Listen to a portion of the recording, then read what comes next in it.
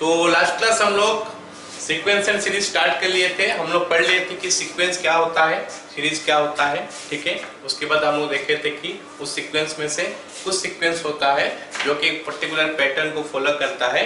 उस टाइप का सीक्वेंस को हम क्या बोलते हैं, प्रोग्रेशन। तो प्रोग्रेशन हमारा डिफरेंट टाइप्स का होता है ना। Arithmetic progression, geometric progression, okay, harmonic progression, ये सब हमारा मेन प्रोग्रेशन सब होता है। और अरिथमेटिक को ज्योमेट्रिक प्रोग्रेशन होता है, जिसको हम लोग बोलते हैं क्या, एजीपी भी बोलते हैं, ठीक है। तो उसके बाद हम लोग लास्ट क्लास अरिथमेटिक प्रोग्रेशन के बारे में डिटेल्स में डिस्कस किए थे।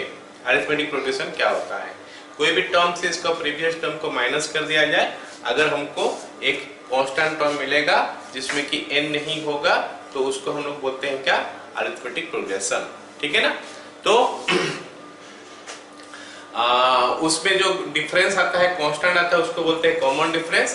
तो कॉमन डिफरेंस निकालने का तरीका क्या हो गया, d is equal to a2 minus a1 या फिर a3 माइनस a2 या फिर an माइनस an माइनस 1। मतलब कोई भी टर्म से उसका प्रीवियस टर्म को अगर माइनस करेंगे तो हमको मिलेगा कॉमन डिफरेंस। फिर हम लोग बात किए थे क्या, अगर शुरू में से हम लोग nth टर्म निकालेंगे, कौन सा है वो, tn, इसको हम लोग बोलते हैं जनरल टर्म भी बोलते हैं। ये वाला चीज को हम क्या बोलते हैं, जनरल टर्म, ठीक है ना। क्या बोलते हैं, जनरल टर्म। मतलब उस एपी का जनरल टर्म बोलने से tn होता है, जो शुरू से होता है nth टर्म, और उसका फॉर्मूला हो गया tn equal to a plus n minus 1 into d। हम इसको बहुत यूज नहीं करेंगे, हम सीधा इसका वैल्यू डालेंगे, है ना, n माइनस 1 करके नहीं लिखेंगे। मतलब यही फॉर्मूला ही तो यूज होगा हर जगह पे, बट हम n माइनस 1 को मन ही मन कैलकुलेट करके वैल्यू डाल देंगे, ठीक है। तो उसके बाद हमारा अगर nth term from the n है, तो यहाँ पे हमारा फॉर्मूला होता है l minus n minus 1 into d।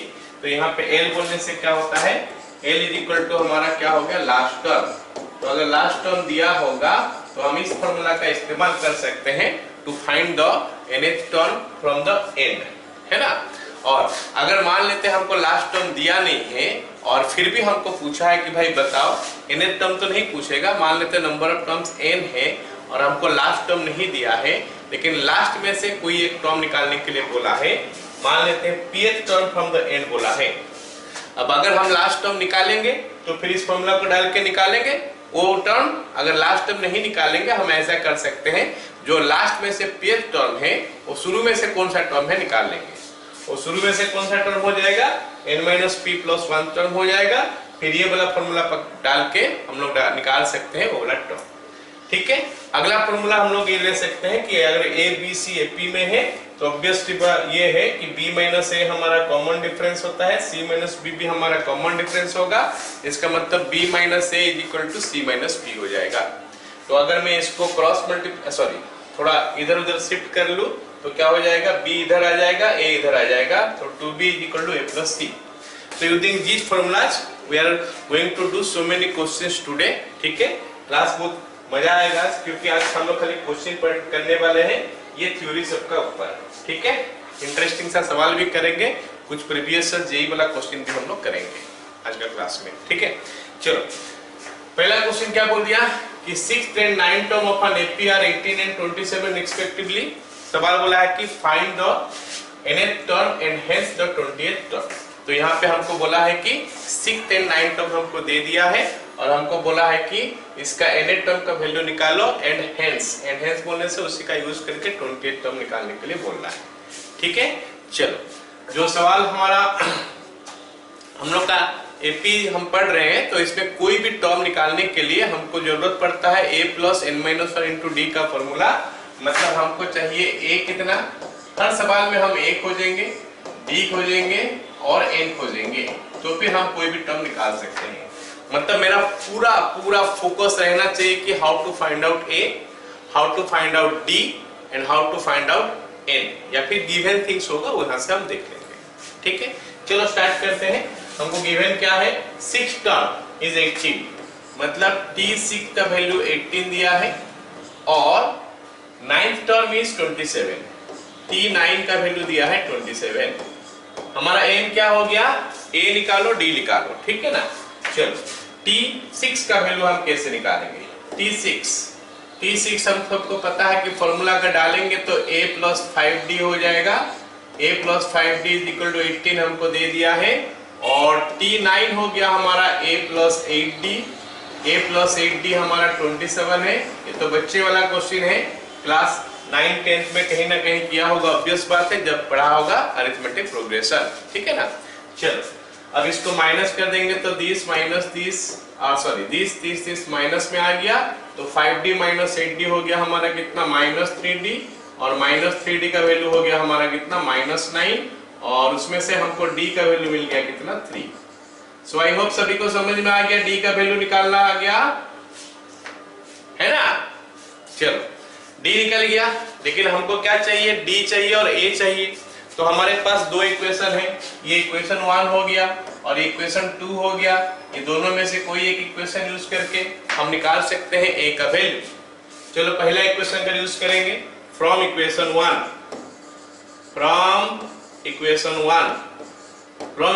1 क्या हो गया, a का वैल्यू निकालना है, प्लस d का वैल्यू दे दिया है 15 is equal to 18 implies a is equal to 3। क्या मैं सही निकाला a और d का वैल्यू, हाँ या ना, जल्दी से बोलो। चलो अब हमको सवाल में बोला है क्या कि nth टर्म का फॉर्मूला निकालो, फाइंड nth टर्म, तो हम tn निकालते हैं अभी। सो tn का वैल्यू क्या हो जाएगा, tn is equal to a का वैल्यू 3 है, plus n minus 1 into d, n minus 1 into d का वैल्यू भी हमारा 3 है। और अगर मैं इसको सिंप्लीफाई कर दूं तो it is coming 3 plus 3n minus 3, जो कि हमको मिल गया फाइनली 3n। तो ये हमारा हो गया क्या, 3n, जो कि इस एपी का nth टर्म के लिए फॉर्मूला हो गया। और बोला है कि हेंस फाइंड 20th टर्म, तो अब t20 भी निकल के आ गया। t20 कितना निकल के आ गया, 3 इंटू 20 का वैल्यू होता है 60, तो ये क्वेश्चन का आंसर हो गया 60। ठीक है। सो ये सवाल जो काफी आसान सा सवाल था, ये सवाल कराने का मेरा मतलब ये है कि हाँ देखो भाई, अब हम जब एपी का क्वेश्चन स्टार्ट करते हैं, अगर कोई भी टर्म निकालने का कोशिश करना है हमको, तो सबसे पहले a का वैल्यू निकालेंगे, d का वैल्यू निकालेंगे। तो this is how we find out the value of a and d।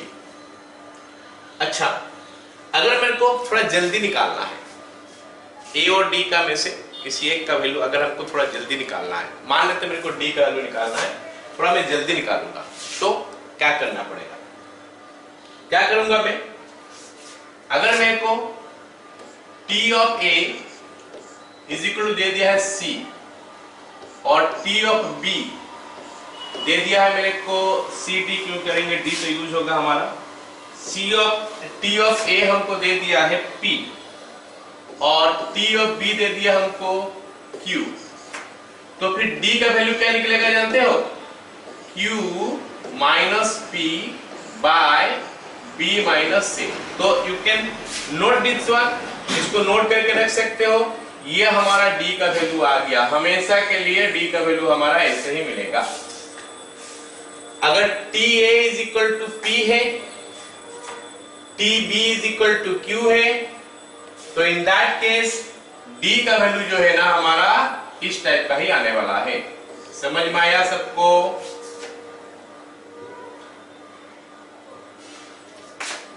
Clear? So that is what you will get. So इसको याद रख लेना, जल्दी निकल के आ जाएगा। यहाँ पे कैसे हो गया, 27 माइनस 18 9 हो गया, 9 माइनस 6 3 हो गया, तो d का वैल्यू निकल के आ गया 3। करने का जरूरत नहीं है, d फटाफट हमको निकल के आ जाएगा d का वैल्यू। ठीक है, चलो अब हम दूसरा क्वेश्चन करते हैं। दूसरा क्वेश्चन हमको क्या दिया है, एक एपी दिया है।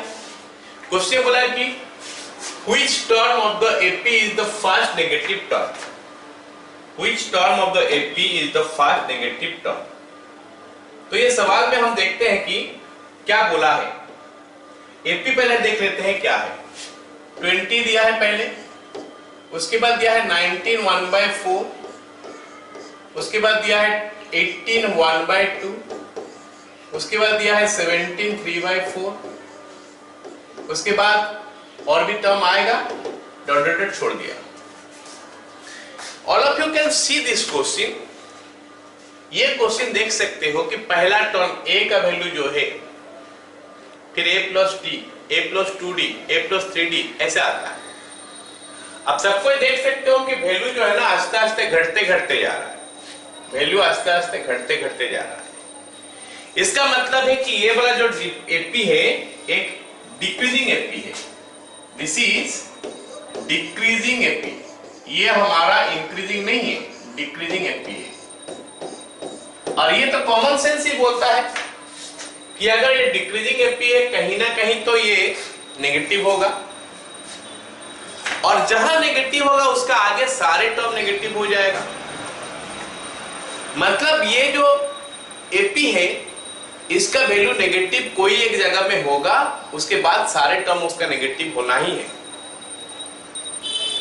हमको लेकिन पूछा है कि पहला वाला जो नेगेटिव टर्म है वो वाला बताओ कौन सा है। या तो 5th टर्म होगा, या तो 6th टर्म होगा, या फिर 18th टर्म होगा, 19th टर्म होगा, कौन सा टर्म होगा पहला वाला नेगेटिव। चलो देखते हैं कैसे करें। तो इस एपी के लिए हम पहले ए और डी निकाल लेते हैं। ए का वैल्यू इसमें है 20, डी का वैल्यू हम निकालेंगे तो डी हमारा हो गया क्या 19 1/4 माइनस 20। हमेशा सेकेंड से फर्स्ट माइनस होता है, थर्ड से सेकेंड माइनस होता है, फोर्थ से थर्ड माइनस होता है, मतलब जो भी टर्म उसका पिछला वाला, आगे नहीं। तो इसको हम लिख सकते हैं कितना, एलसीएम आ गया हमारा 4, ऊपर आ गया हमारा कितना, ये 77 minus 80 divided by 4, so it is minus 3/4। And ये तो ऑब्वियस बात था, सबको समझ में आ रहा था कि डी का वैल्यू नेगेटिव आएगा, डिक्रीजिंग एपी है, वैल्यू कमते जा रहा है, डी का वैल्यू नेगेटिव आएगा। चलो ए निकल गया, डी निकल गया। ए और डी चाहिए हर क्वेश्चन में हमको ए एन निकालने के लिए। A n is equal to a plus n-1 into d आता है। तो a का वैल्यू हमारा 20 है, प्लस n-1 इंटू डी का वैल्यू -3/4 है। ठीक है, अब मैं क्या करूंगा, एलसीएम ले लेता हूं, थोड़ा सिंप्लीफाई कर लेता हूं। एलसीएम लूंगा तो कितना आएगा, 4 आ जाएगा एलसीएम। ऊपर कितना आ गया 80, उसके बाद क्या हो जाएगा -3 into n, -3n plus minus of minus plus हो गया, +3 is equal to 83 -3n divided by 4। क्या सभी को यहां तक समझ में आया, हाँ या ना?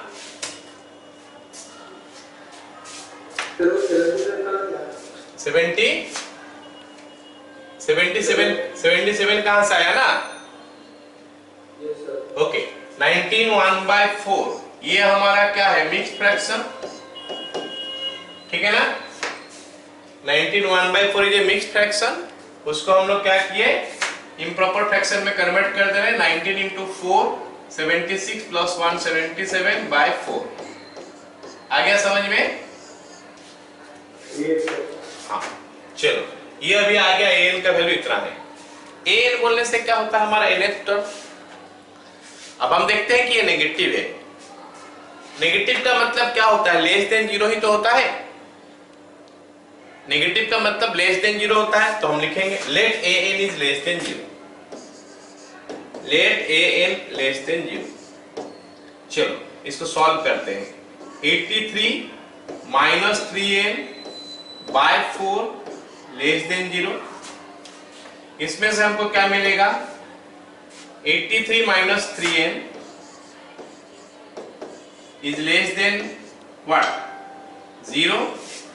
इसमें से हमको मिल गया -3n लेस देन -83, तो इसमें से हमको मिल गया n लेस देन 83/3। सही लिखा गलत लिखा? -3 डिवाइड हो गया तो यहाँ पे n आ गया, यहाँ पे लेस देन 83/3। सही लिखा गलत लिखा बोलो? हाँ, तो ये साइन जो है चेंज हो जाएगा क्योंकि नेगेटिव क्वांटिटी डिवाइड हो चुका है। इसका मतलब n ग्रेटर देन इसको हम अभी मिक्स फ्रैक्शन में कन्वर्ट कर लेते हैं ताकि हमको पता चल जाएगा कि कौन सा नंबर से ज्यादा है। ये हो गया 27 3 जा 81 होता है, 27 2/3। तो n इज ग्रेटर देन 27 2/3। हम जो पढ़ रहे हैं, हम जो कर रहे हैं यहाँ पे which term is the negative term बोल रहा है, मतलब n का वैल्यू नेचुरल नंबर होना चाहिए, n should be natural number. तो 27 2/3 से आगे जो नेचुरल नंबर होता है वो क्या होता है, 28 29 29 30 ऐसे सब आता है। मतलब n का वैल्यू हो गया 28 29 30 31, ये सब हमारा आ सकता है। इसका मतलब ये है p का 28 टर्म नेगेटिव, 29 30 31 32 33 वो सारे टर्म नेगेटिव होने वाला है। लेकिन सवाल में मेरे को बोला है कि पहला नेगेटिव टर्म बता, तो पहला नेगेटिव टर्म कौन सा होगा, ये हमारा 28 वाला होगा। तो हमारा आंसर क्या हो गया 28। बोलो सबको समझ में आया? पहला नेगेटिव टर्म 28 वाला होगा, सबको समझ में आया कि नहीं? सो हमारा आंसर ये क्वेश्चन का क्या हो गया 28। ठीक है, चलो अब हम दूसरा क्वेश्चन में जाते हैं, नेक्स्ट क्वेश्चन में। हाँ, अगला क्वेश्चन काफी सिंपल सा सवाल है, बस फॉर्मूला को थोड़ा मैं यूज करा दे रहा हूं। ये क्वेश्चन करने को ही मतलब है कि फॉर्मूला थोड़ा याद आ जाए, फॉर्मूला हम लोग यूज कर ले। जितने सारे फॉर्मूला हम यहाँ पे पढ़े हैं लास्ट क्लास या आज भी मैं जो शुरू में बताया कि ये सब फॉर्मूला के ऊपर हम क्वेश्चन करने वाले हैं, सारे का थोड़ा बहुत यूज करा ले, इसलिए एक आसान सा सवाल में दे दिया। क्या है क्वेश्चन? बोला है कि 12 term from the end of the AP. वो एपी क्या है? वो एपी का टर्म सारे क्या है 3 8 उसके बाद 13, ऐसे करते करते गए हमको मिला 253। तो ये हमारा हो गया एक एपी। ये लास्ट टर्म हो गया, ये वाला उसका लास्ट टर्म है। 3 8 13 ये लास्ट टर्म है। और हमको बोला है कि लास्ट टर्म से जो 12th टर्म है वो वाला टर्म बता दो। जो 12th टर्म है लास्ट टर्म से वो वाला टर्म बता दो। तो हमारे पास दो मेथड है निकालने का। लास्ट में से 12th टर्म निकालने के लिए लास्ट में से nth टर्म का formula l minus n minus 1 into D, इसका इस्तेमाल किया जा सकता है, या फिर हम इस्तेमाल करेंगे, अगर l दिया होगा तो हम इसको यूज करेंगे। l बोलने से जो लास्ट टर्म दिया होता है, लास्ट टर्म होता है, अगर वो गिवन है तो हम यूज करेंगे l minus n minus 1 into D. लेकिन अगर हमको नहीं दिया है l, तो फिर हम क्या करेंगे, या तो l निकालेंगे पूरा, उसके बाद वो फॉर्मूला डालेंगे, या फिर ऐसे करेंगे कि वो लास्ट में से अगर 12th टर्म है तो शुरू में से वो कौन सा नंबर टर्म है देख के हम a plus n minus 1 into D डाल देंगे, क्योंकि a दिया हुआ है, d तो हम निकालेंगे। चलो अब हम देखते हैं कि यहाँ पे लास्ट टर्म दिया है, तो हम l minus n minus 1 into d निकालेंगे। तो d का वैल्यू हमारा हो गया 8 minus 3 is equal to 5। l हमारा लास्ट टर्म है, हमारा 253 है, और n का वैल्यू हमको दिया है 12। Therefore 12th term from the and में से अगर हम 12th टर्म निकालेंगे तो हमारे पास जो फॉर्मूला आता है l minus 12 minus 1 into D, ये हमारा फॉर्मूला आ गया। अब l का वैल्यू हमको दिया है 253, so let me right 253 here, minus 11 into d का वैल्यू हमको दिया है 5, so it is giving you 253 minus 55, I think it is giving you 198. All of you got it? अब इसमें समझने वाला तो कुछ चीज नहीं है, आसान सा तो सवाल था, खाली फॉर्मूला को यूज जरा कर रहे हैं खाली, है ना। अगला सवाल देखते हैं, find the 12th term from the and. Same thing, same question है, 12th term from the and बोला है, लेकिन यहाँ पे बोला है कि 245 टर्म्स है इसमें। कितना टर्म्स है इसमें? 245 टर्म्स। ये लास्ट टर्म नहीं है, माइंड इट, ध्यान से देखो, ये लास्ट टर्म नहीं है। ऐसे करते करते गए 3, 8, 13 ऐसे करते करते गए तो 245 टर्म पर तक लिखते गए। यहां पे तो बहुत ही कम था, 253 टर्म तक, 253 टर्म तक था, लेकिन यहां पे बहुत ज्यादा टर्म है। नहीं, 253 टर्म तो नहीं, ये लास्ट टर्म 253 है इसका। तो नंबर ऑफ टर्म्स अगर निकालेंगे तो हम इस फॉर्मूला का इस्तेमाल कर सकते हैं, an is equal to a plus n minus 1 into d। अगर कोई एपी में हमको लास्ट टर्म दे दिया है, फर्स्ट टर्म पता है, कॉमन डिफरेंस पता है, तो ये लास्ट टर्म कौन सा नंबर टर्म है पता कर सकते हैं, या फिर इस एपी में कितना टर्म है वो पता कर सकते हैं। तो लिख सकते हैं 253 इज इक्वल टू a का वैल्यू हमको दिया है कितना 3 प्लस n माइनस 1, वो तो निकालना ही है, d हमारा 5 है।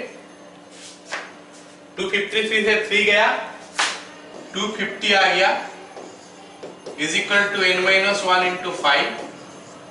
अगर मैं 5 डिवाइड कर दूं तो आ गया 50 is equal to n minus 1, या फिर n का वैल्यू आ गया हमारा 51। तो मैं देख सकता हूं, अगर मेरे को कभी बोलता कि भाई ये एपी है, इसमें कितना तो टर्म है बताओ, तो फिर हमारे पास ये फॉर्मूला जो है an is equal to a plus n minus 1 into d, उसी से हम निकालेंगे। अब इसमें नंबर ऑफ टर्म्स बोल दिया है कि 245, बहुत ही ज्यादा है, बहुत ही ज्यादा है, और वो जो 245 टर्म होगा वो बहुत बड़ा नंबर होगा। तो अगर मैं इस फॉर्मूला का इस्तेमाल करना चाहता हूं तो फिर मेरे को 245 टर्म निकालना पड़ेगा L, फिर इसका यूज करना पड़ेगा, लेकिन मैं नहीं करना चाहता हूं, मैं वो नहीं करना चाहता हूं। मैं चाहता हूं कि दूसरा फॉर्मूला जो है हमारे पास उसको यूज किया जाए। जो pth term from the and है वो शुरू में से कौन सा टर्म है निकाल लिया जाए, तो उसी को हम अप्लाई करेंगे। हम लिखते हैं कि 12 टर्म फ्रॉम द एंड, मतलब जो शुरू में से एंड में से जो 12 टर्म है, 12 term from the end is equal to 245 minus 12 plus 1 term, that is equal to 245 plus 1, 246 minus 12, 234th term, 234th term from beginning।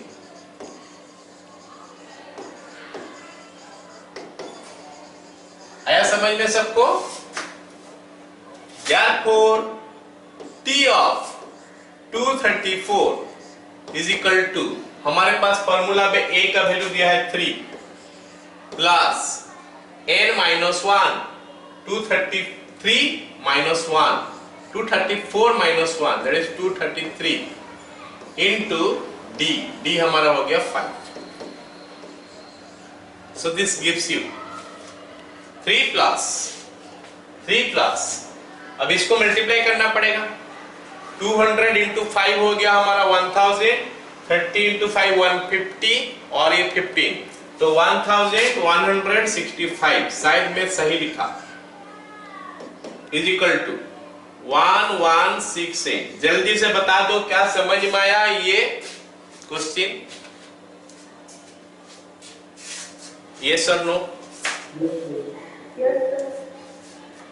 चलो, अब ये सवाल हो गया। अगला सवाल हमको कंडीशन दिया है, उस कंडीशन को यूज करने के लिए बोला है और कुछ निकालने के लिए बोला है। लेट मी टेल यू, ऐसे टाइप का एक सवाल हमारा जेईई में आया था इसी साल। ऐसे टाइप का सवाल, मतलब काफी आसान सा सवाल जेईई में इसी साल आया था।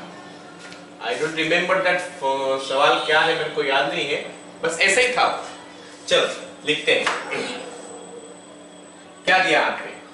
यहाँ पे हमको दिया है A4 bye A7 is equal to 2/3। मतलब हमको क्या होता है ना, एपी में कुछ कंडीशन दे दिया है, पहले शुरू से हमको कुछ कंडीशन दे दिया है और हमको निकालने के लिए कुछ बोला है। जो कंडीशन देता है ना शुरू से, उसको हम यूज करेंगे और ए एंड डी में एक रिलेशन निकालेंगे। हम रिलेशन निकालने का बात क्यों कर रहे हैं? क्योंकि कंडीशन इज वन। अगर दो कंडीशन देता तो हर ए और डी का वैल्यू ही निकाल देते, वैल्यू ही निकल जाता उसमें, लेकिन यहां पे वैल्यू नहीं निकल पाएगा क्योंकि कंडीशन तो एक है। एक कंडीशन से दो अननोन का वैल्यू कैसे निकलेगा? So what will do then? हम क्या करेंगे उस समय? हम उस समय क्या करेंगे? उसका यूज करेंगे, उनमें जो वेरिएबल्स होगा उनमें एक रिश्ता बनाएंगे, एक रिलेशन क्रिएट करेंगे, वो रिलेशन बनाएंगे, उस रिलेशन को हम यूज करेंगे। और अच्छी बात यह है कि हमको जो निकालने के लिए दिया है वो भी रेशियो का फॉर्म में दिया है। तो जो रिलेशन मिलेगा उस रिलेशन में से ए इन टर्म्स ऑफ डी बना लेना या फिर डी इन टर्म्स ऑफ ए बना लेना और उसको यहां पे डाल देना। तो ऊपर वाला भी डी में पूरा आ जाएगा, नीचे वाला भी पूरा डी में आ जाएगा, तो कैंसिल हो जाएगा। You will get the result. That's all what you have to do. एक कंडीशन मतलब रिलेशन, दो कंडीशन मतलब वैल्यू निकल सकता है। ए और डी का वैल्यू निकालने के लिए दो कंडीशन का जरूरत पड़ेगा और ए एंड बी में अगर रिलेशन निकालना है एक कंडीशन से हमारा काम बन जाएगा। और जब भी ये देगा ना ए एंड डी में रिलेशन अगर दिया होगा तो उसको यूज करके हमको कोई रेशियो निकालने के लिए बोला होगा या फिर वो रिलेशन जो होता है वो अपने आप ही एक वैल्यू दे देगा। उस टाइप का चीजें आएगा। हम आज पढ़ेंगे, इंटरेस्टिंग सा सवाल भी करेंगे उसका ऊपर। एनीवे ये सवाल हमारा जेई में आया था, एग्जैक्टली मेरे को मिला नहीं तो मैं ये वाला लिखा, मतलब ऐसे टाइप का सवाल था। तो दिस वन कैसे करेंगे इसको? इंप्लाइज A4 सबको पता है कि A प्लस 3D होता है और A7 सबको पता है A प्लस 60 होता है is equal to 2/3। Let me cross multiply it, so you will get 3A plus 9D is equal to 2A plus 12D। तो इसमें से हमको पता चल गया कि भाई ये A का वैल्यू तो 3D हो गया, A is equal to 3D। कैसे? 3A माइनस 2A, A हो गया, 9D इधर आ गया, 12D माइनस 9D 3D। सो ये हमको मिल गया। अभी मेरे को निकालना है A6/A8। क्या निकालना है? A6/A8। A6/A8 is equal to A plus 5D by A plus 7D। अब हमको इसमें से एक वैल्यू मिलेगा। कैसे? अगर मैं A in terms of D put कर देता हूं तो A का value in terms of D put करेंगे तो आ जाएगा 3D प्लस 5D। ये हमारा 3D प्लस 7D आएगा।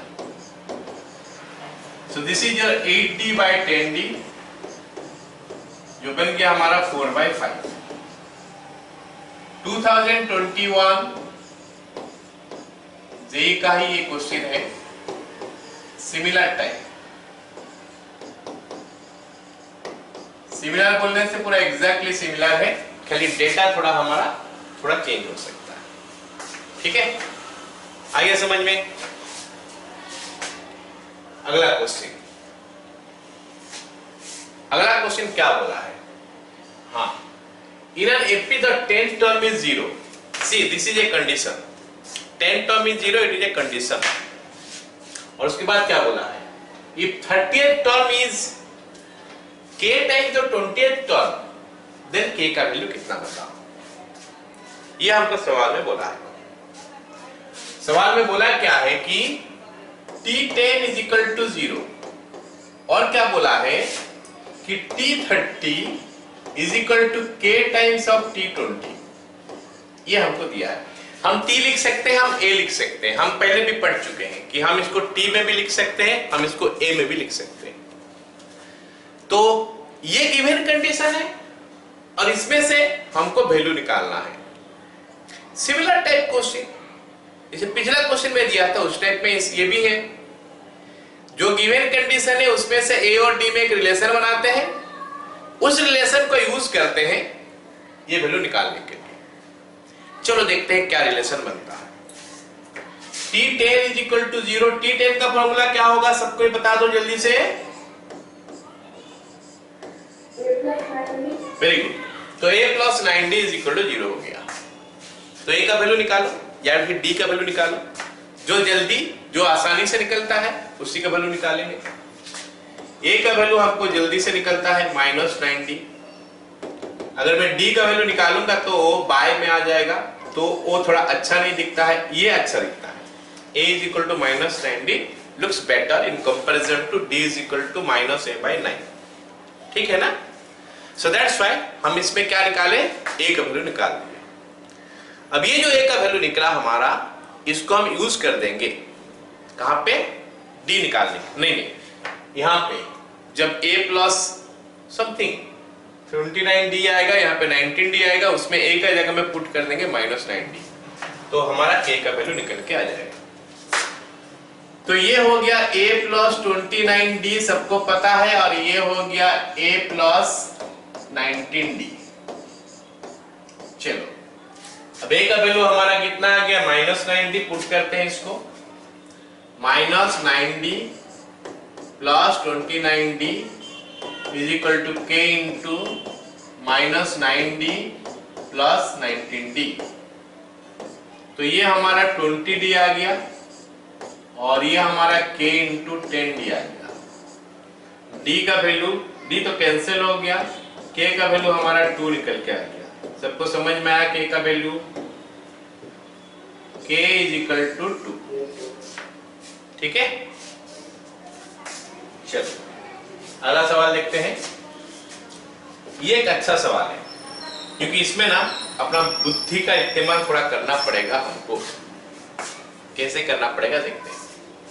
क्या बोला है कि a b c are in AP and a minus b into x square। चलो मैं लिखता हूं, क्या दिया है लिखता हूं। दिया क्या है हम लिखते हैं पहले उसको, a minus b whole into x square plus 7 into b minus c plus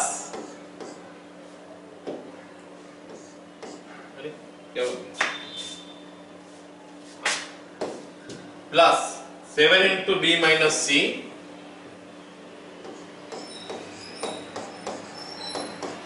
plus 4 into c minus a is equal to 0। ये एक इक्वेशन दिया है, इसमें बोला है कि मेरे को a b c r in AP, तो फिर बता दो कि a का वैल्यू कितना, नहीं x का वैल्यू कितना बताओ। Find the roots of the equation. Roots बोलने से सबको समझ में आता है रूट्स बोलने से सबको समझ में आता है कि रूट्स का मतलब होता है क्या, x का वैल्यू निकालो, उसमें जो वेरिएबल होगा इक्वेशन में वो वेरिएबल का वैल्यू निकालने के लिए बोलता है। तो यहाँ पे हमको x का वैल्यू निकालने के लिए बोला। जरा सोचते हैं कि x का वैल्यू हम कैसे निकालें।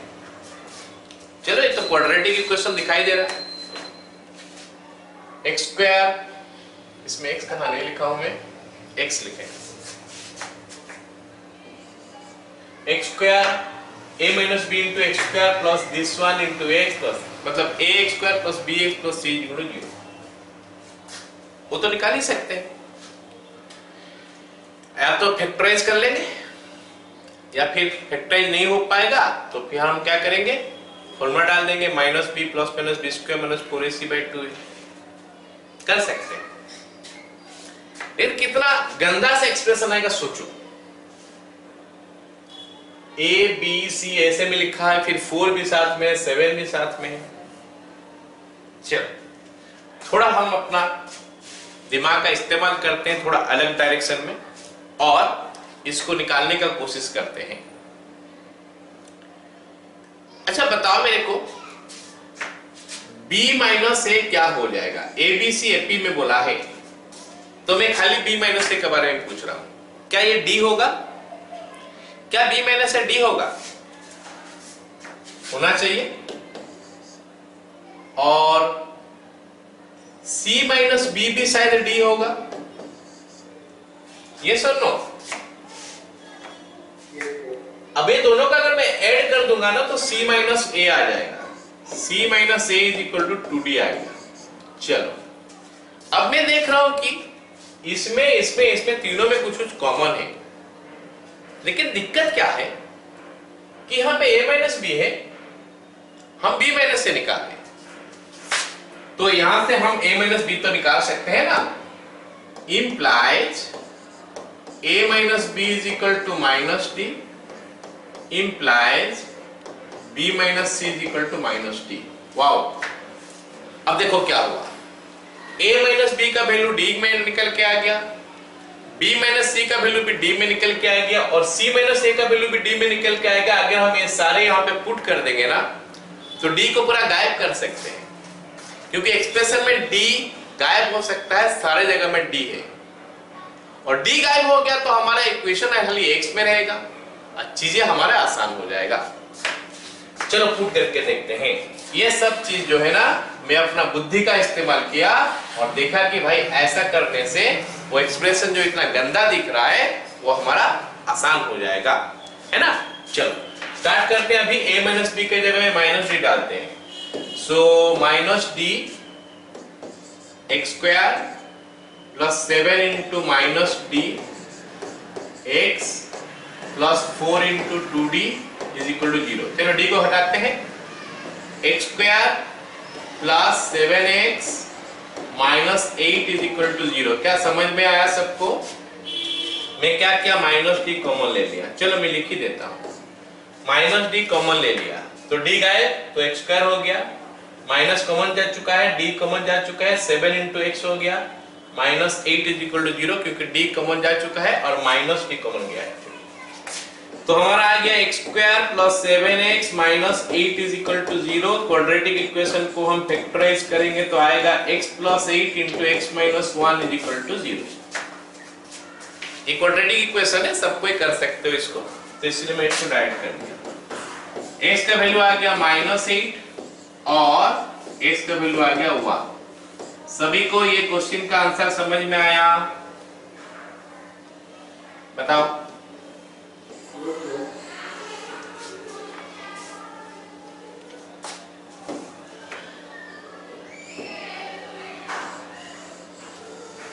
ठीक है, ये हो गया इसका answer.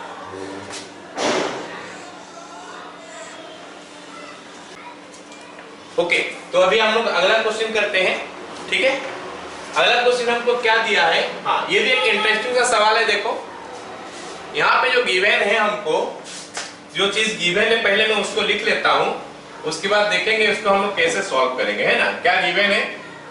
a plus 2b minus c into 2b plus c minus a into 2b plus a plus c is equal to k times of abc।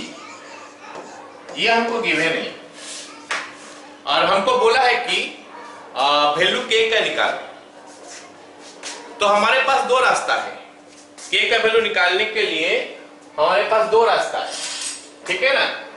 एक हम क्या करेंगे, ये पूरा चीज को मल्टीप्लाई कर देंगे, ये जो दिया है ये पूरा का पूरा मल्टीप्लाई कर देंगे, उसको हम लोग k का फॉर्म में लेके आ जाएंगे, मतलब समथिंग इनटू एबीसी का फॉर्म में आ जाएगा, फिर उसमें से k हम निकाल लेंगे कंपेयर करके। लेकिन that is not a very smart work, वो काफी स्मार्ट वर्क नहीं है, वो मतलब काफी लेंदी प्रोसेस हो जाएगा। हम स्मार्टली करेंगे इसको, हम इसको स्मार्टली करेंगे। ये जो चीज दिया है एबीसी और एपी, इसको यूज करेंगे, इसको यूज करेंगे और सवाल को हम लोग स्मार्टली करेंगे, जल्दी करेंगे। कैसे? देखो, एज एबीसी और एपी हम लिख सकते हैं as a b c are in AP implies 2b is equal to a plus c। I hope सभी को ये वाला चीज तो समझ में आ गया कि 2b is equal to a plus c क्यों होगा, क्योंकि abc और AP में है, वो हम शुरू से आज पढ़ चुके हैं कि 2b is equal to a plus c होता है। हम क्या करना चाहते हैं, इस चीज का यूज करेंगे, इसका हम लोग यूज करेंगे कहां पे? यहाँ पे हम कोशिश करेंगे कि भाई ये जो चीजें इतना बड़ा लिखा है इसको छोटा कर दिया जाए। कैसे? 2b equal to a plus c का, देखो अगर 2b का जगह पे मैं a प्लस सी डाल देता हूं तो c और माइनस सी कैंसिल हो जाएगा, काम आसान हो गया। c और माइनस सी कैंसिल हो गया मतलब खाली a में आ गया। अब आगे देखते हैं, 2b का जगह मैं फिर से a प्लस सी डालूंगा तो a कैंसिल हो जाएगा यहां पे, तो हमारा c बच जाएगा, छोटा हो गया चीज। यहां पे अगर 2b के जगह में a प्लस सी डालता हूं तो a प्लस सी रह जाएगा, काम आसान नहीं हुआ। तो यहां पे रिवर्स डालेंगे, a प्लस सी का जगह में 2b डालेंगे तो 2b प्लस 2b हो जाएगा। क्या मेरे बात सबको समझ में आया? चलो इसको मैं यूज करता हूं अभी, है ना।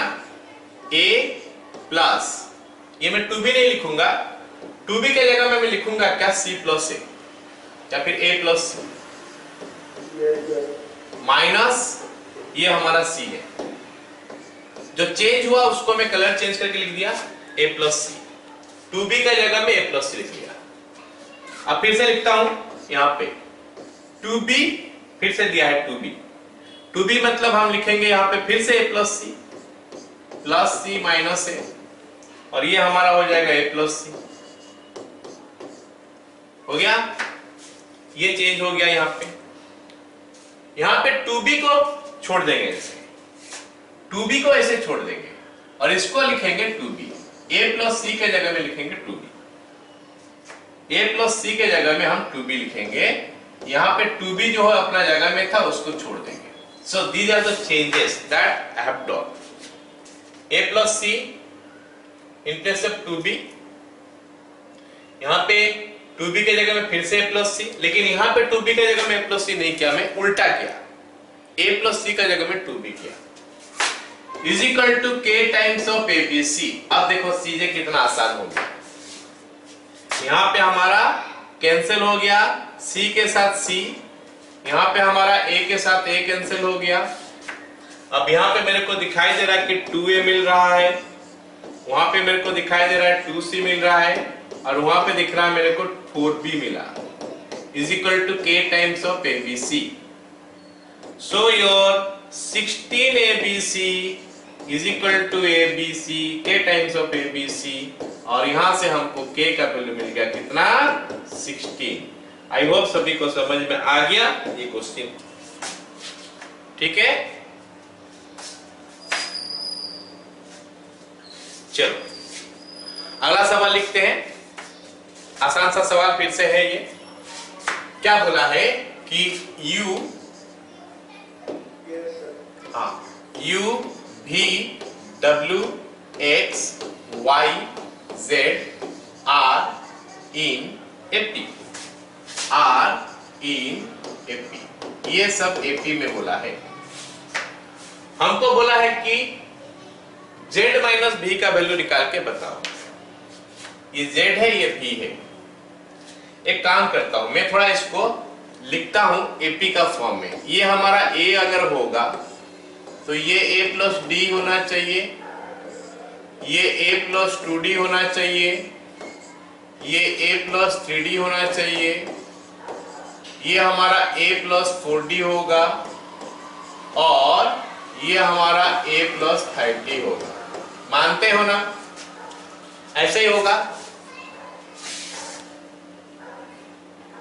ठीक है। a प्लस 5d ऐसा होगा, सबको समझ में आया। a plus D, a plus 3d, a plus 5d, सबको समझ में आ गया ऐसे, ऑलराइट। हमको बोला है कि z माइनस v का वैल्यू बताओ, z माइनस v का वैल्यू, तो z माइनस v क्या होगा देखते हैं। z minus v is equal to, z is your a plus 5d minus, minus v, v का वैल्यू हमारा कितना, a प्लस d। क्या सभी को दिखाई दे रहा है कि ये 4d हो रहा है, 4d हो रहा है, सभी को दिखाई दे रहा है। लेकिन हमको नहीं पूछा है कि 4d बताओ क्या है, हमको बोला है कि भाई ये x माइनस डब्ल्यू का फॉर्म में बताओ। तो मैं देख रहा हूं कि x माइनस डब्ल्यू कितना हो रहा है, d आ रहा है, तो 4 into x minus W as x minus W is equal to d। ठीक है। अच्छा अब सोचो कि मान लेते क्वेश्चन ऐसे देता, मान लेते क्वेश्चन ऐसे देता, मान लेते क्वेश्चन मेरे को बोलता कि z minus v is equal to k times of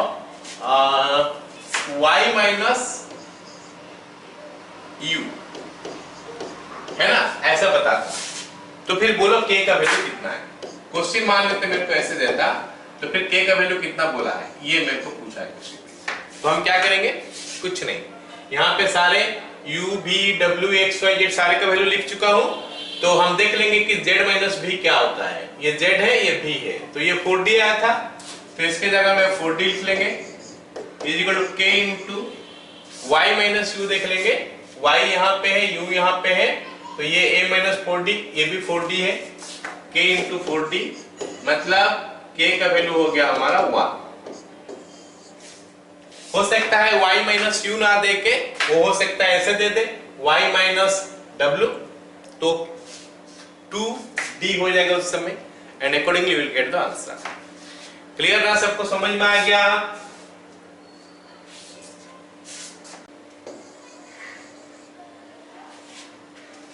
ठीक है। तो अब हम लोग का ये अगला सवाल जो है ना, ये 2011 जेई में आया था, उस समय तो जेई नहीं था, वो AIEEE उस समय बोलते थे। ठीक है, उस समय का ये सवाल है। देखते हैं सवाल क्या बोला है। बोला है कि if A and B, BEB होगा, if A and B the nth term of an AP, और साथ में ये दिया है कि summation r is equal to 1 to 100 a 2r is equal to alpha. ये दिया है कि summation r is equal to 1 to 100 a 2r is equal to alpha, और क्या दिया है, summation r is equal to 1 to 100 a 2r minus 1 is equal to beta. ये हमको गिवन है और हमको बोला है कि कॉमन डिफरेंस निकाल के बताओ। देखो क्वेश्चन दिखाई दे रहा है इतना डिफिकल्ट, मतलब कॉम्प्लिकेटेड दिखाई दे रहा है, लेकिन आसान है थोड़ा। अगर ये सिंबल के बारे में आइडिया हो जाएगा तो हम ये क्वेश्चन को आसानी से कर सकते हैं। हमको पूछा है common difference of the AP. ये एपी का कॉमन डिफरेंस कितना है बता दो। ठीक है, चलो कैसे करेंगे देखते हैं। ये समेशन का बारे में, ये जो सिंबल है सिग्मा, इसका बारे में हम पहले पढ़ चुके हैं। कहां पे, जब कॉम्प्लेक्स नंबर पढ़ रहे थे, ये सिंबल का बारे में पढ़ चुके हैं। ये बोलता है प्लस करना है और r इज इक्वल टू 1 से लेकर 100 तक हमको जाना है। जैसे मैं r का वैल्यू 1 डालूंगा तो ये a2r हो जाएगा, a2r नहीं a2 हो जाएगा।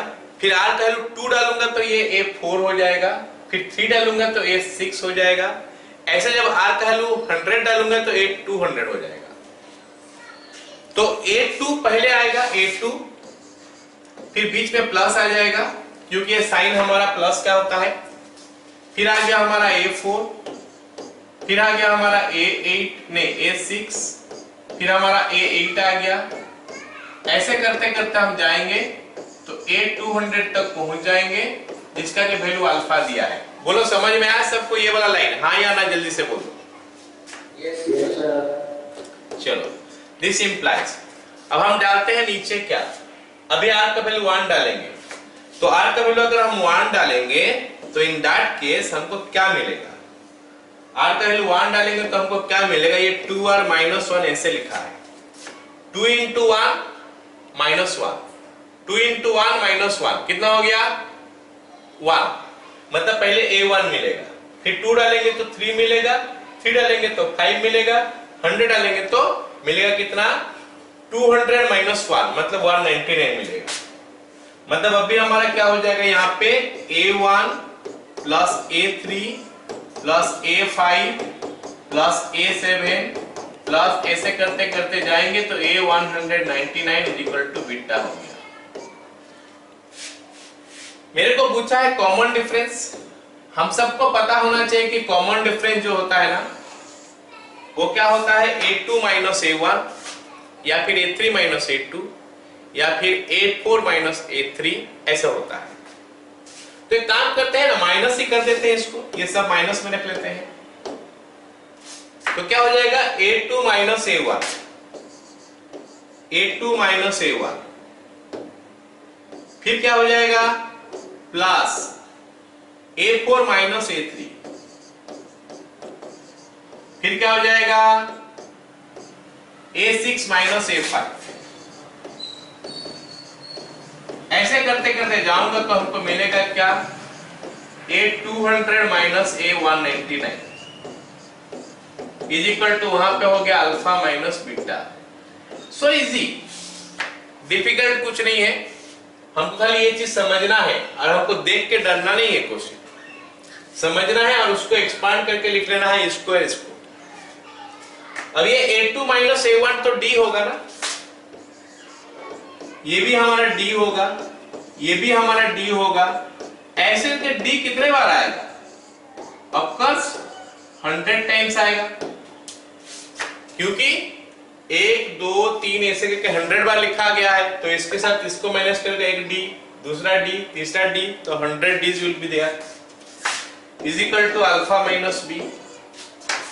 तो फिर हमारा 100D का वैल्यू हो जाएगा कितना, alpha minus beta implies D का वैल्यू हो गया alpha minus beta divided by 100।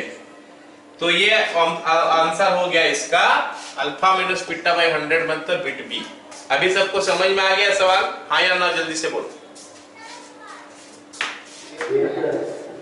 चलो अगला सवाल देखते हैं। अगला सवाल ये थोड़ा लंबा है, इसको देखते हैं कैसे करेंगे। क्या बोला है कि A1 A2 A3 AN are in AP, prove that this one is equal to this। ये प्रूव करने के लिए बोला है, वो सबसे वैल्यू निकालने के लिए बोला था, प्रूव करने के लिए बोला है। चलो देखते हैं कैसे निकालेंगे। पहले हम लिख लेते हैं क्या, A2 minus A1 is equal to A3 minus A2 is equal to A4 minus A3 is equal to, ऐसे चलते गए तो AN minus AN minus 1 is equal to D ही होगा। ये तो सभी को पता होना चाहिए कि AP में अगर है तो कॉमन डिफरेंस कैसे निकलता है, A2 minus A1, A3 minus A2, A4 minus A3 ऐसे करके निकलता है। चलो वो लिख लिया हमने। अब जो प्रूव करने के लिए दिया है उसका LHS ले लेते हैं।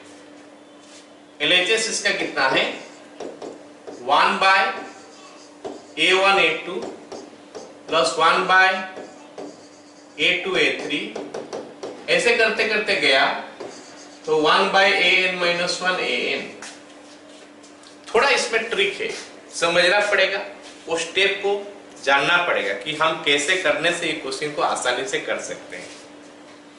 ऐसा इस टाइप का क्वेश्चन देखोगे ना, काफी समय इस टाइप का क्वेश्चन जो है हम सिंपली कर सकते हैं। कैसे, देखो A1 A2 ये जहां खत्म हुआ दूसरा शुरू यहाँ पे होगा, A1 A2 A2 A3 A3 A4 A4 A5 ऐसे करके जाएगा, AN माइनस 1 AN। इस टाइप का क्वेश्चन को हम क्या करते हैं ना, माइनस का फॉर्म में लिख लेते हैं। क्या करते हैं, माइनस का फॉर्म में लिख लेते हैं। वो माइनस का फॉर्म में लिखने के लिए क्या होगा, जरा देखो। अगर मैं इसको माइनस का फॉर्म में लिखता हूं, जरा ध्यान से देखो, 1 bye A1 minus 1 bye A2, मैं इसी चीज को माइनस का फॉर्म में लिखूंगा। लेकिन क्या 1 बाय A1 A2 को ऐसा लिखा जा सकता है? चलो देखते हैं। अगर ये और ये सेम हो जाएगा तो लिख सकते हैं, नहीं होगा तो नहीं लिख पाएंगे।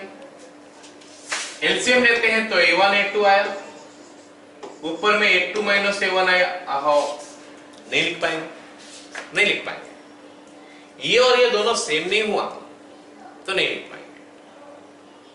लेकिन मैं लिखना तो चाहता हूं, तो कैसे लिखूं, क्या करूं? तो मैं देखता हूं कि ये वाला हमारा D है, तो अगर मैं 1 बाय D करके स्टार्ट कर दूं तो हमारा काम बन जाएगा। 1 by D into this one ऐसे लिखा जा सकता है। सो यही चीज को देख के मेरे को ये आइडिया मिला कि ये क्वेश्चन में हम ये d का इन्वॉल्वमेंट कर देंगे। तो हम क्या करेंगे, d को मल्टीप्लाई कर देते हैं इसके साथ, ऊपर में मल्टीप्लाई कर देंगे, डिवाइड कर देंगे d को, तो बन जाएगा क्या 1/d हो गया। फिर ये बन गया हमारा d by a1 a2 plus d by a2 a3 plus ऐसे करते गए d बाय an-1 an। आ गया समझ में यहां तक? ये d का ख्याल मेरा दिल में कहां से आया, मेरा मन में कहां से आया, समझ में आया कि नहीं? अब हम क्या करेंगे, d के जगह में लिख लेंगे, सब जगह में अलग अलग लिखेंगे। इसके लिए लिखेंगे क्या, इसके लिए लिखते हैं a2 minus a1 by a1 a2 plus, इसके लिए लिखते हैं a3 minus a2 bye a2 a3 plus, इसके लिख लेते हैं an-1 नहीं, an minus an-1 bye an-1 an। अब सबको समझ में आ गया होगा। अब हम क्या करेंगे, इसको सेपरेट कर देंगे। क्या करेंगे, इसको सेपरेट कर देंगे। तो 1/d बाहर में है ही, 1/d। फिर देखो जब सेपरेट करते हैं तो क्या बनता है, a2 bye a1 a2, a2 bye a1 a2, तो a2 के साथ a2 कैंसिल हो जाएगा, 1/a1 बचेगा, 1/a1। बाकी वेरीफाई कर सकते हो, मैं लिख दे रहा हूं 1/a2 plus 1/a3 minus 1/a4 plus ऐसे करते करते गए, तो 1/an-1 माइनस 1/an बच जाएगा। मतलब उसको हम अलग अलग करेंगे तो it is coming this way, तो वेरीफाई कर सकते हो। मैं पहला वाला दिखा दिया कि कैसे होगा। अब इसमें से देखो ना, हमेशा ऐसे मिलेगा 2, यहां पे देखो a1 a2, अरे कुछ गड़बड़ कर दी क्या? हाँ, ये a2 और ये a3 हो गया, a2 माइनस और प्लस, a3 माइनस और उसके बाद प्लस, ऐसे हो गया, सब कैंसिल हो जाएगा। बचेगा कौन, जो रिपीट नहीं हुआ होगा। रिपीट कौन नहीं हुआ है, a1, 1 से पहले तो और 1 नहीं आ सकता कहीं पे, a1 नहीं रिपीट नहीं हुआ है और an रिपीट नहीं हुआ है, तो ये दोनों बचेगा, बाकी सब कैंसिल आउट हो जाएगा। So all the terms will get cancelled. इसमें बाकी जितने सारे हैं ना, सारे कैंसिल होगा, ये और ये, खाली 2 ही टर्म बचेगा, फर्स्ट वाला और लास्ट वाला बचेगा, a1 और an बचेगा। तो 1/d into 1/a1 minus 1/an, ये बन गया हमारा 1/d into an minus a1 by a1 into an। कितना बच गया? प्रूफ कंप्लीट नहीं हुआ, लेकिन प्रूफ हमको क्या बोला है, n minus 1 bye a1 an। तो वो कैसे करें, तो फिर इस फॉर्मूला को याद करो, an is equal to a1 plus n-1 into d। मैं यहाँ पे a ना लिख के a1 लिखूंगा। क्यों a1 लिखूंगा, क्योंकि फर्स्ट टर्म हमको a1 ही बोला है, ना कि a बोला है। तो for this an minus a1, an minus a1 मैं लिख सकता हूं n-1 इंटू d। ठीक है, तो इसको हम यहाँ पे यूज कर लेंगे। तो बनेगा क्या फिर 1/d into n-1 into d by a1 an, या फिर it is n-1 bye a1 an। सभी को समझ में आया, हाँ या ना, जल्दी से बोलो।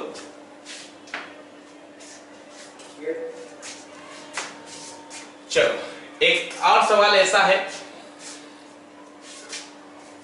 इसका भी मैं पहले से स्टार्ट कर देता हूं। ऐसे a2 minus a1 is equal to a3 minus a2 is equal, ऐसे लिखते जाएंगे तो होगा an minus an-1 is equal to D.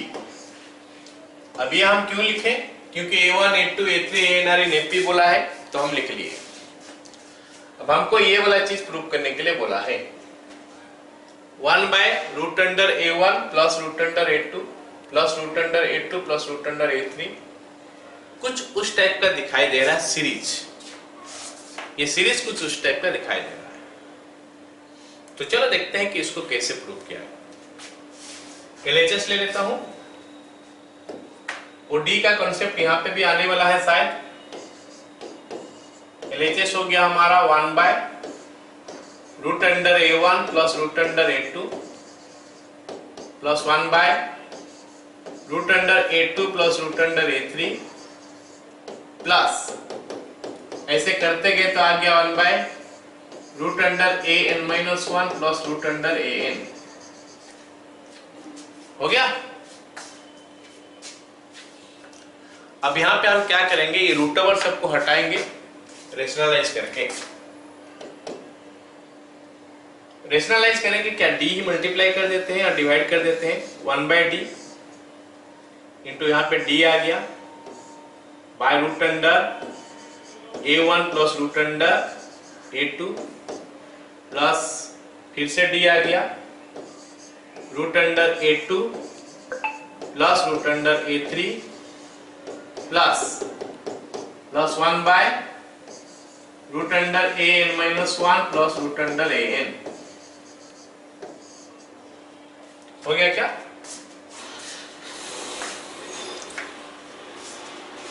अब देखो d का वैल्यू जो है ना वो हम पुट कर देते हैं यहां पे a2 माइनस a1 करके, यहां पे a2 माइनस a1 करके पुट कर देते हैं 1 by D a2 minus a1 by root under a2 plus root under a1 plus a3 minus a2 by root under a3 plus root under a2 plus an minus an-1 by root under an plus root under an-1। ये बात तो सबको समझ में आ गया होगा, यहाँ पे कोई दिक्कत नहीं होगा यहाँ तक। अब आगे देखो क्या लिखता हूं, ये इंपॉर्टेंट है। Root under a2 plus root under a1 into root under a2 minus root under a1 divide by root under a2 plus root under a1। ये चीज समझ में आया? ऊपर में जो लिखा हूं a plus B into a minus B हो जाएगा क्या, a square minus B square. a square बोलने से रूट a का a2 का रूट ओवर का स्क्वायर a2 आ जाएगा, फिर a1 का रूट ओवर का स्क्वायर a1 आ जाएगा। सो इसको हम लोग इस टाइप में लिख चुके हैं।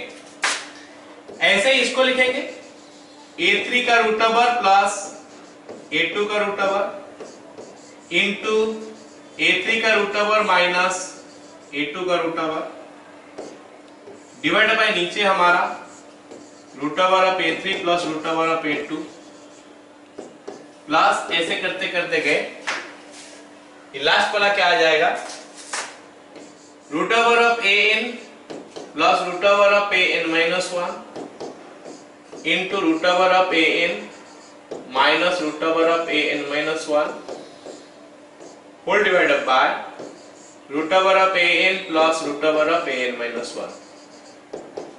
हम आगे बढ़ेंगे, इसके लिए मेरे को ये पता होना चाहिए कि सबको समझ में आ गया ये वाला लाइन। हाँ या ना?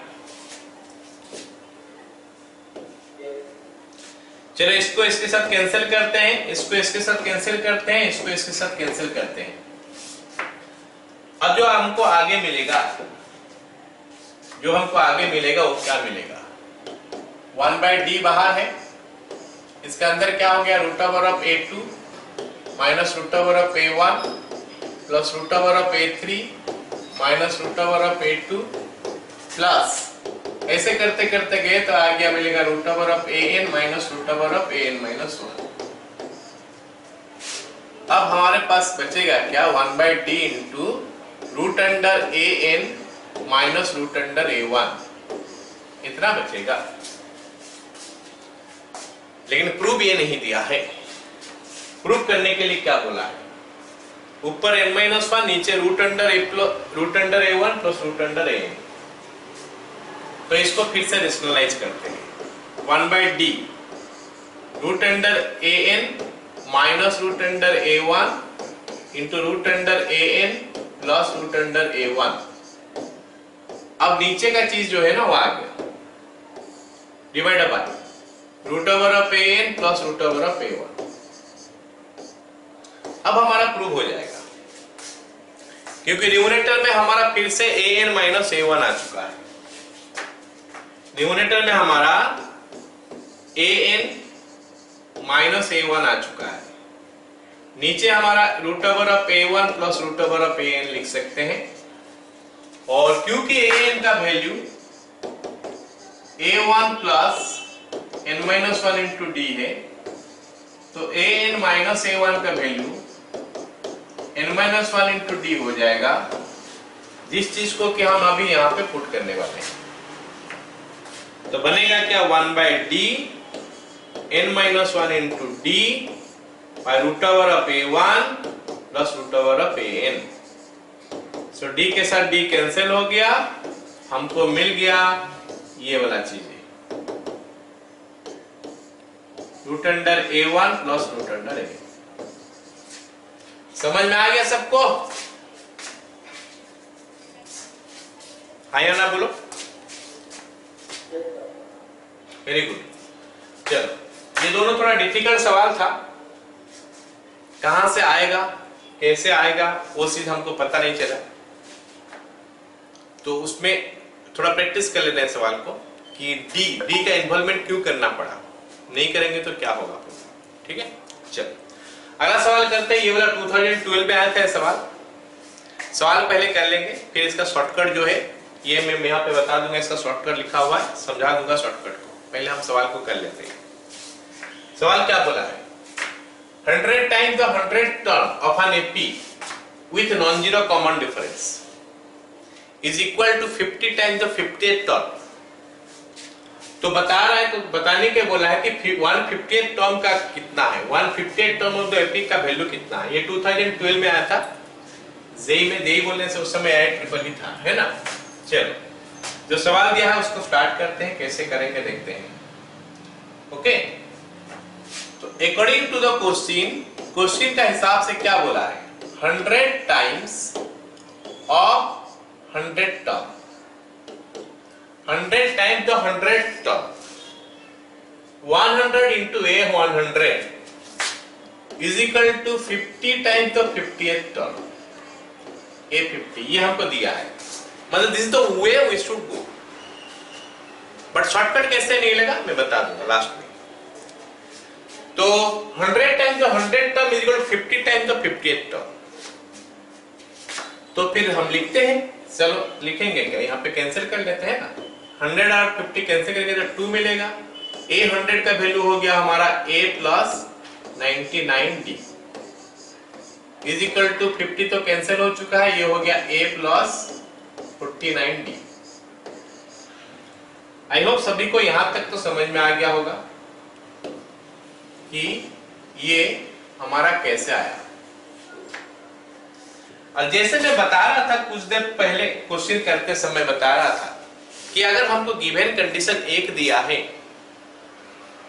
एक ही गिवन कंडीशन दिया है, तो ए और डी में रिलेशन बनेगा। वो रिलेशन को यूज करना है किसी और चीज निकालने के लिए जो पूछा हुआ क्वेश्चन। चलो रिलेशन बनाते हैं।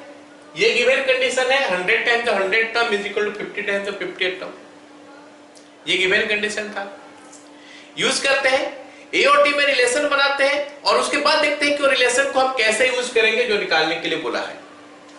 चलो 2a plus 198d is equal to a plus 49d।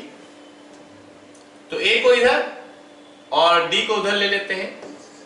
a is equal to 49d minus 198d। तो A is equal to minus 149D, A का वैल्यू निकल के आ गया। अब हमको पूछा है A 150, तो A 150 होता है A प्लस 149D। A का वैल्यू हमको मिल चुका है माइनस 149D प्लस 149D हो गया, कैंसिल होके 0 निकल के आ गया। इसका मतलब इसका आंसर हो गया क्या? 0। अब अगर हम देखेंगे ना, ये ना निकालने का बाद निकालने, ये अगर हम नहीं निकालेंगे तो भी हमारा काम बन चुका है। यहाँ पे एक्चुअली A प्लस 150D, वहां A प्लस 149D हो जाएगा, इज इक्वल टू 0 हो गया। और A plus 149D is nothing but A of 150 is equal to 0।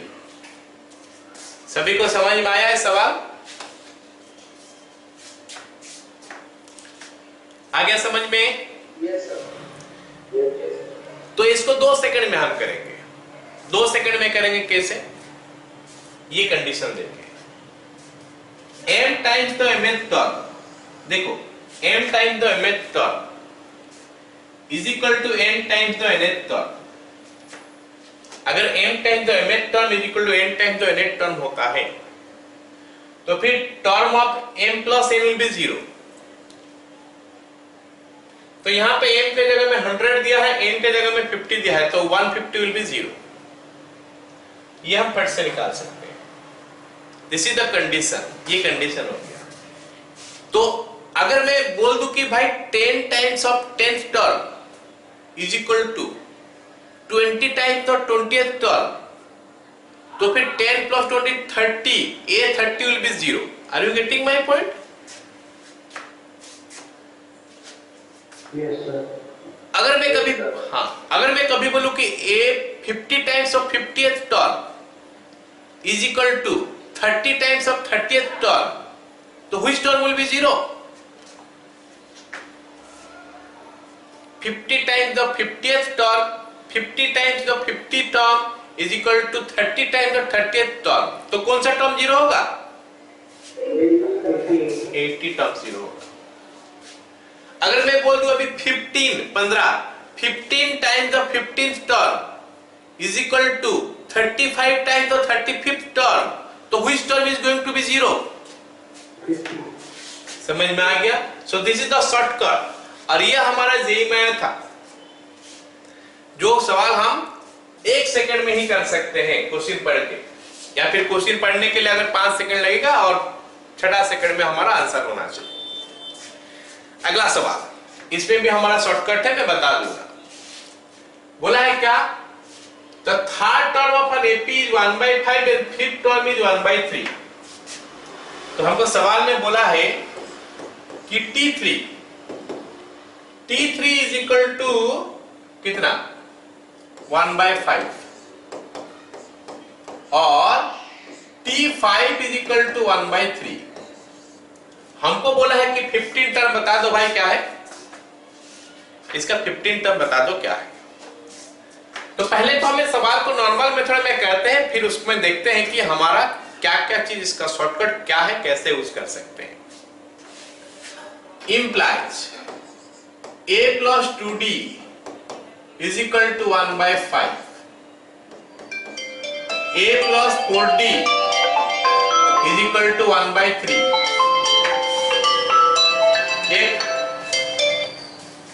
Hello sir, 10 minute हो गया। तो a plus 2d is equal to 1/5, a plus 4d is equal to 1/3। दोनों को माइनस कर देते हैं। माइनस करने से हमको क्या मिलेगा देखते हैं। ये माइनस हो गया, माइनस माइनस माइनस, तो minus 2d is equal to, यहां पे हो जाएगा एलसीएम लेने का बाद 3 माइनस 5/15, तो minus 2d is equal to minus 2/15, d is equal to 1/15। सो d का वैल्यू हमको मिला 1/15। अब ये d का वैल्यू को कोई भी एक इक्वेशन में यूज करेंगे, a का वैल्यू मिलेगा। Therefore a plus 2 into 1 by 15 is equal to 1 by 5। तो a का वैल्यू हो जाएगा 1 by 5 minus 2 by 15 is equal to 1 by 15। मतलब a भी 1 by 15 मिला, d भी 1 by 15 मिला, a और d दोनों का दोनों 1 by 15 मिल गया। हमको बोला है 15th टर्म, तो a 15 निकालेंगे तो मिलेगा a प्लस 14d। a का वैल्यू है 1 by 15 प्लस 14 इंटू d का वैल्यू भी 1 by 15, तो जोड़ देंगे तो 15 by 15 हो गया इज इक्वल टू 1। सो ये सवाल में 15 टर्म का वैल्यू जो है 1 हो गया। ये तो चलो ठीक है, बात हो गया। क्वेश्चन दिया था, हम उसको सॉल्व किए। स्कूल में अगर आएगा तो ये हमारा सॉल्व करने का तरीका होगा। लेकिन अगर एमसीक्यू आएगा तो याद रखना ये चीज। देखो ये रिवर्स हो जाएगा, है ना। t3 1 by 5 है तो ये 5 है, तो ये t5 इक्वल टू 1 by 3 होगा। ऐसे ही tm 1 by n, tm का वैल्यू 1 by n है और tn का वैल्यू 1 by m है।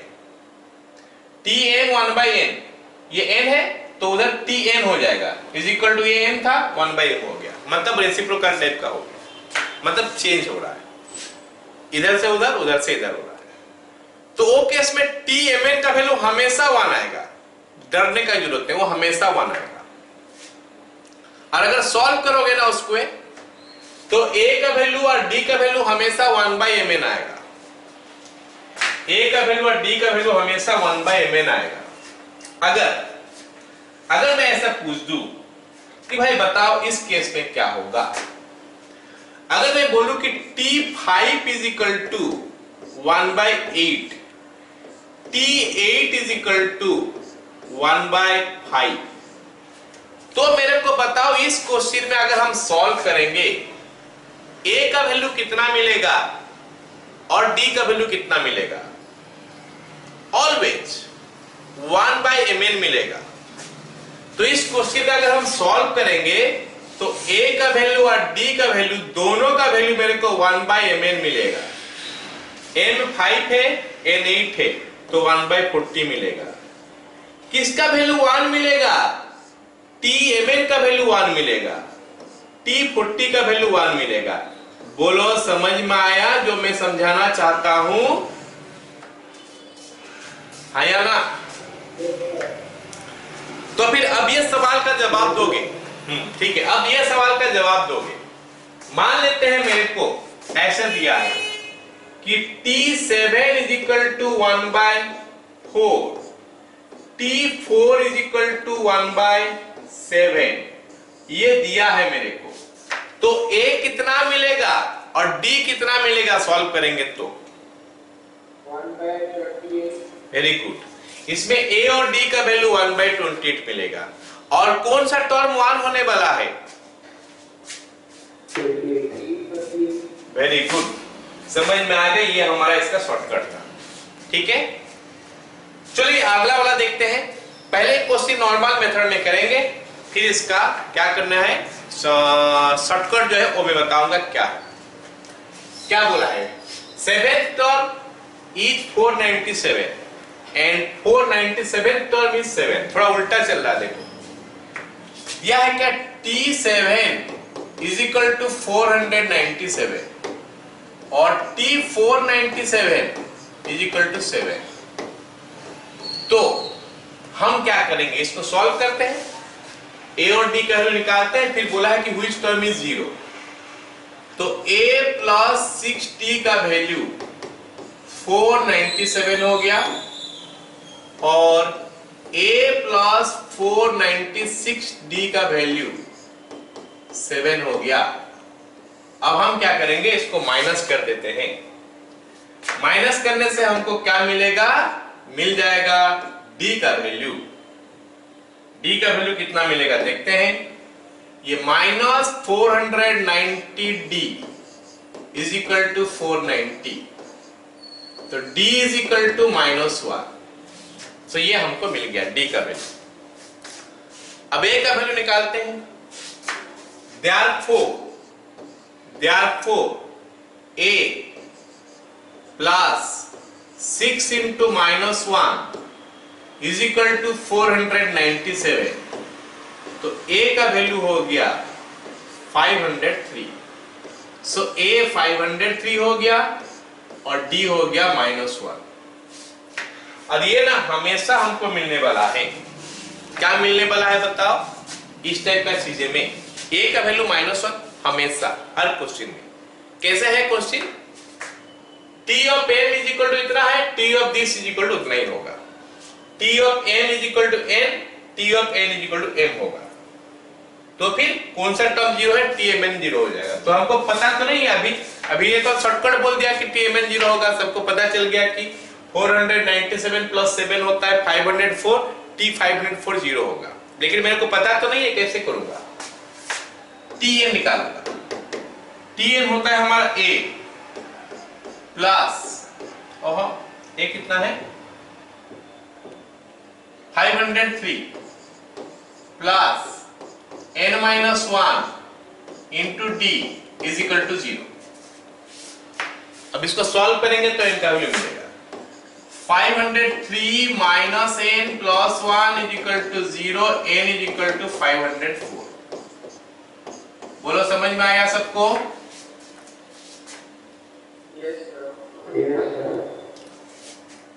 तो इसका शॉर्टकट वही बोल दिया मैं।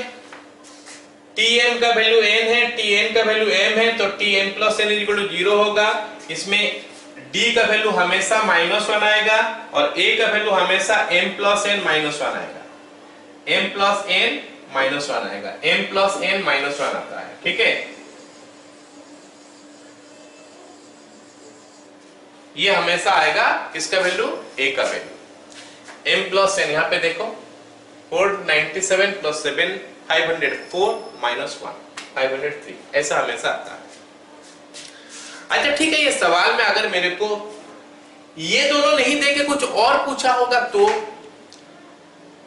मान लेते हैं t 500 पूछा है तो भी कोई दिक्कत नहीं है। tr निकालने का तरीका होता है कैसे? m plus n minus r। अगर t 500 पूछा होगा तो हम लिखेंगे क्या? 7 प्लस 497 माइनस 500 4 होता है।